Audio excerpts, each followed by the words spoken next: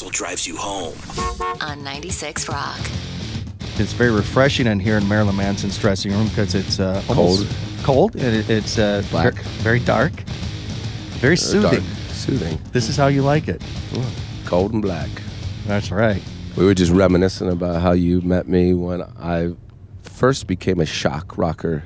He says in quotations. Yeah. When I got electrocuted.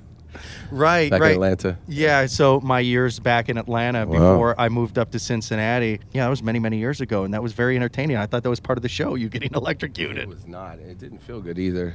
You know, when you grab an electric fence or pee on one when you're a kid, right. It's not good. It's not a good feeling. No, it'll wake you up, that's for sure. It did. So, talk about that, because you said, in quotations, shock rocker. At what point did you feel like, every generation needs their Alice Cooper?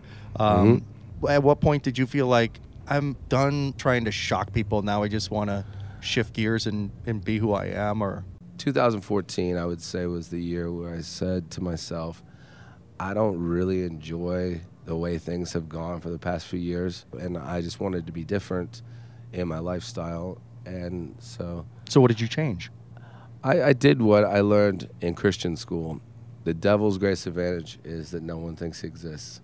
So I just flipped my entire schedule upside down and woke up when people expected me to go to sleep, and they were confused by it. But it's just so happened that I also, at the same time, ran into a series of people that led me to working on Sons of Anarchy, which required me to be up at 6 a.m. anyways. Yeah. So instead of setting an alarm, I would go to work, and then I would go make the record, or one or the other. It all happened in the same year, but 2014 was building towards 2015, and that, strangely enough, is MMXV, which 15 I have tattooed behind my ear. So it was my year to just be born again in some strange biblical way. So the record has a lot of Southern Baptist tinge to it. It's almost Antichrist Superstar turned upside down.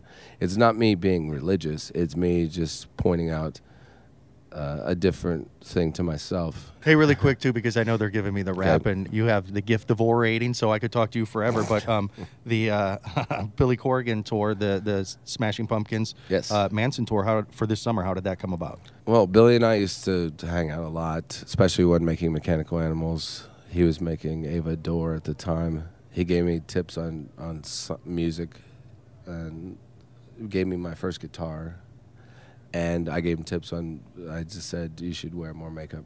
And no, I did. We traded. The theatrics. Theatrics.